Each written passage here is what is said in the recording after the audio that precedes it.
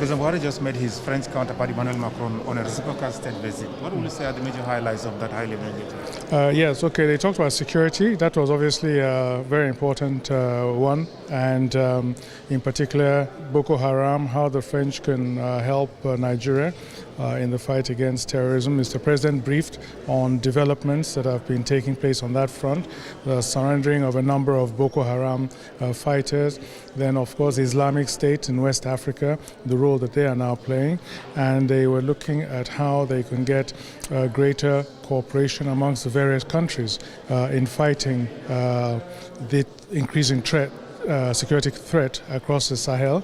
They talked about Libya and the role that the French are now playing. During this meeting, they're going to have a summit on Libya with elections next December, and how it's so important to stabilize the situation in Libya. And of course, Mr. President talked about the impact of the sort of vacuum in Libya on the security situation in Nigeria. And they also talked about security in the Gulf of Guinea, and again the importance of all the countries of the Gulf of Guinea, as well as all the major maritime countries coming together, maybe at a regional and maybe a continental level, to address the issue of insecurity in the Gulf, the piracy and all that. Mr. President talked about steps that he had taken to strengthen the Navy to be able to also address some of the challenges there, and gave some statistics that the number of incidents of piracy has really come down drastically. They also talked about intelligence sharing and the importance of a regional intelligence sharing mechanism.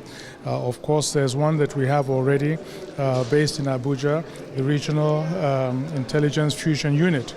And the French president talked about a similar mechanism that's based in Chad, and how those two could cooperate to have a sort of a seamless intelligence sharing architecture across West Africa.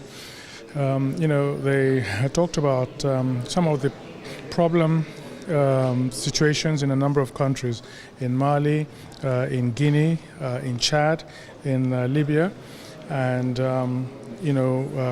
measures that need to be taken. The French president talked about the infusion of mercenaries in Mali, how that is a source of concern to a number of countries, and how this should be addressed very quickly. Otherwise, it's going to spread across the sub-region. Mr. President, our president talked about his preference to work within the framework of ECOWAS, rather than, of course, a lot of countries expect Nigeria to intervene in all the trouble spots.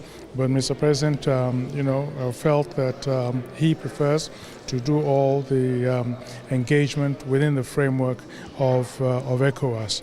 But that clearly the situation in Mali is one of great concern to the countries of the sub-region. And then they also talked about economic integration in West Africa, in particular monetary integration. As you know, a number of the countries were under the French economic zone, and their currencies, the CFR, was tied to the French banking system, supported by the Bank of France, the French reserves. And this is now being loosened as those countries now seek sort of an independent mechanism of their own. But there's a little stress in that between some of the French-speaking countries that want to go immediately to a single currency, and the sort of non-French countries, Francophone countries, that want more convergence and a step-by-step approach. So President Macron, of course, felt that there was a need to maybe go faster, that he's tried to facilitate that with some of the measures they've taken to loosen the French control of those currencies. And, Mr. President, of course, was talking about, the need for convergence and moving forward gradually. So these are really, the issues that were discussed, and in particular also they both appreciated the increase in the volume of trade between Nigeria and France.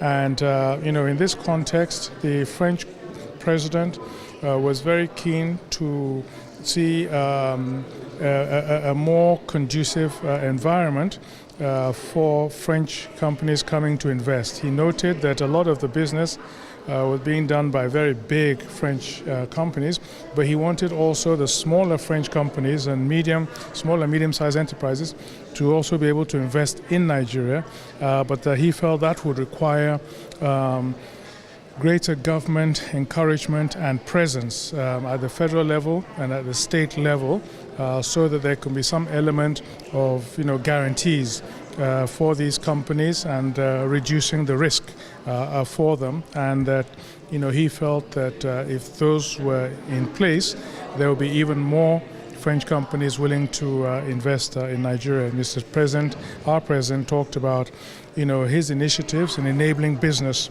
in Nigeria, and some of the tax and profit exporting facilities that have been put in place, and that he felt that this should be a source of encouragement and confidence building for potential investors. Nigeria is surrounded by Francophone countries, the countries that the French have significant control and influence. What are we likely to see going forward in terms of security? Yes, well, I think this is the point they were also making, that there has to be greater cooperation. It's this security threat is something that calls for coherence and coordination and cooperation amongst all the countries, Francophone or non-Francophone. A lot of that, of course, is being provided within the framework of ECOWAS, where there's now an early warning system that has been put in place across the ECOWAS zone. There's a multinational joint task force, which is also cooperating with what they call the G5 Sahel, a group of countries. So it is precisely that will create the wall of countries that will work together in confronting the security challenges that are faced by the sub-region. Exactly. Okay. The peace forum, the 3-day peace forum, they start tomorrow.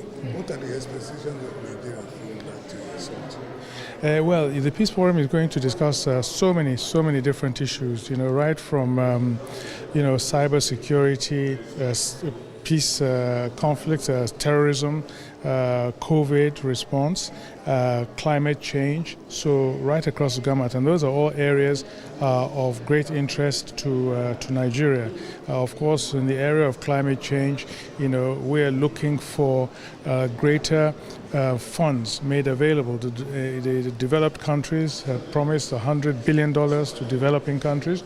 So we also need that. One of the things that we're also pushing for is that they should stop this move towards defunding of gas. So it's going to be a forum in which we can also put that across, and Mr. President is going to put that across very strongly in his statement, and and also call for less vaccine nationalism, and greater vaccines are made available to countries, and for Nigeria to be one of the countries in which assistance should be provided to manufacture vaccines and as I said, support in anti-terrorism actions, and support with renewables, and on cyberspace, greater cooperation in that area.